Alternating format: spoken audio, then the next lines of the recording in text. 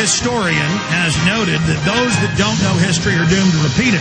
The Bible says the people perish for lack of knowledge. And we've had former members of the Soviet secret police on. We've had victims of the Soviet secret police from Eastern Europe and Russia on. We've had victims of the communist oppressors on from China, the Maoist. We've had victims of the Vietnamese oppressors on.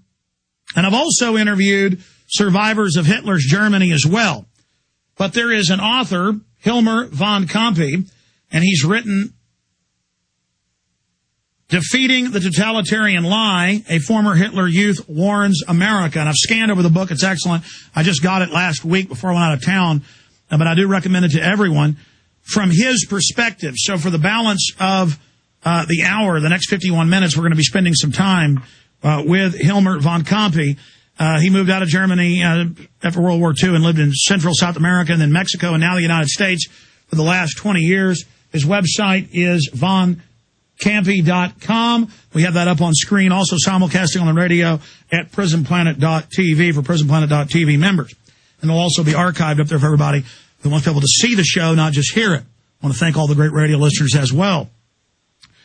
But they have openly announced 3.4 million Girl Scouts are being trained by Homeland Security to, quote, fight terror and be a PR spokesman for the government. They always claim it's for Al-Qaeda. Then they flip it and say it's for Homeland Security, for gun owners, conservatives, libertarians. We broke the MIAC report and the DHS report 8 months ago on that subject. Here, when I was in Hardin, Montana, the last night I went up to Billings to catch my plane the next day. In the hotel was a Girl Scouts convention with police and Homeland Security.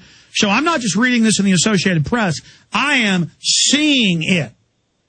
The Boy Scouts, New York Times reports, are training for gun confiscation to, quote, take on disgruntled vets. The New York Times says it's a good thing. We cover that in my new film coming out fall, The Republic. They've got citizen spies everywhere. They're training everyone to spy. They're training us to submit to tyranny. It's happening all over the planet. The hate speech laws, in the name of fighting Hitlerian-type things, are actually being used to bring in Hitler-like systems of control. So joining us is Hilmar von Campe, author of Defeating the Totalitarian Lie, a former Hitler youth warns America. Now, we're going to get into his warning to America and the parallels today. But I first want him to describe the citizen spies, the Hitler youth, the process, how they turned them against their families, how this culture took over. Because the Germans were very moral people. Just like Americans in the 30s and 40s were more moral than we are now, Germans were very moral then, probably even more moral, as I've studied it, on average, crime rates, not stealing, not lying, than Americans. A very moral first world Christian nation taken over by Hitler very quickly. Now, that can happen here, and they are training the police and military to engage us now. So we're going to talk about all of this and how we stop it. Mr. von Campe, thank you for joining us. Well, I'm glad to be here and on your show. It's good to have you here with us today. You've got the floor. Tell us about your youth, being in the Hitler Youth, what you witnessed. Well, I was 7 years old when the Nazis took over. So, with other words, I did not have no concept that was something which was there. My father, however, he was a civil servant. He was what here is a county commissioner. He was responsible for a certain area in Germany. But here in America, you are being elected. In Germany, you are being appointed by the government. So the first day after the Nazis had taken over, they immediately started their own on-the-side organization, I might say, in the whole country in Germany, between my father and between his superior area, bigger area, and the provinces, they all had an organization of the Nazis at their side, which controlled what was being done and what was not being done. Were those called the local Gauleiters, or what were they called? Yeah, the Gauleiter was the party person for a province. My father's side Nazi was area Christ person. So they were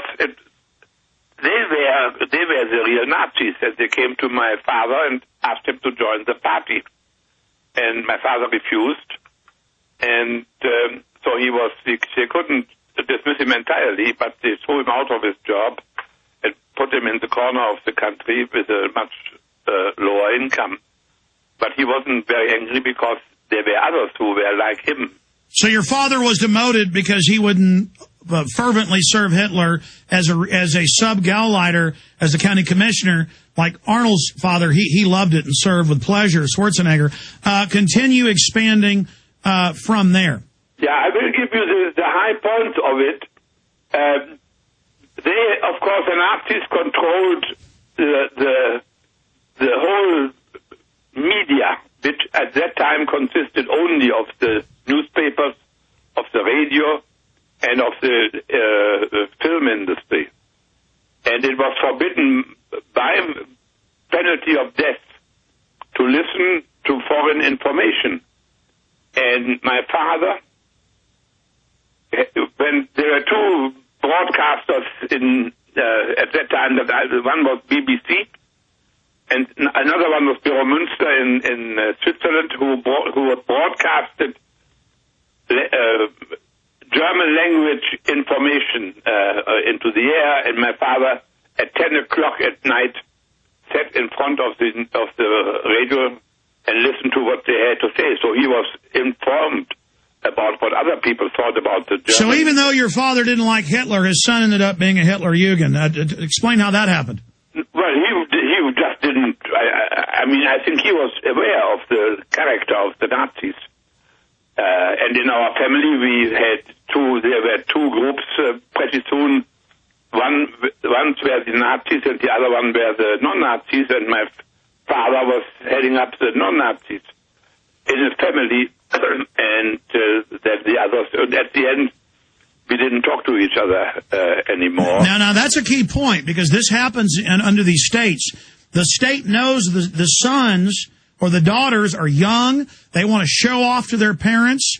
And a lot of times they get the kids to even end up turning in their parents, or, the kid comes home in the uniform and mom and dad have got to kiss their butt, basically. And I've read a lot about that happening in the Soviet Union and Nazi Germany and in Fidel's Cuba, where the dad or the mother knows it's bad, but the kids get indoctrinated. And you're saying your family was divided. Were you the leader of the Nazis in your family, or was somebody else? No, I was not. I was a child. This is what I afterwards learned. What you said is absolutely correct. The Nazis tried to get through the children to the parents and control what they were doing and what they shouldn't do, and so forth. You know Hitler's favorite saying, did you hear this at the time? First we get the women, then we've got the children, so follow the men? Yeah, no, I haven't heard that one, but that was his, he was after the youth, there was no question about it. And they also had a parallel organization with school. That's where the Nazi elite was being trained, and they had my elder brother on their list to get him into it, and for my parents was it very difficult. Their main concern in all these years was to save the character of us children so that we were not taken over by the Nazi ideology. And they only got my elder brother out of the system, so to speak, out of the Nazi school with the help of a doctor who certified that he had some health reasons why he couldn't be in such a school. So that worked. So we did not. So total federalization of schools. How was your family later divided? How did you find out they were divided, Nazi, pro-Nazi, anti-Nazi? Well, that was in the family only. If my father would have been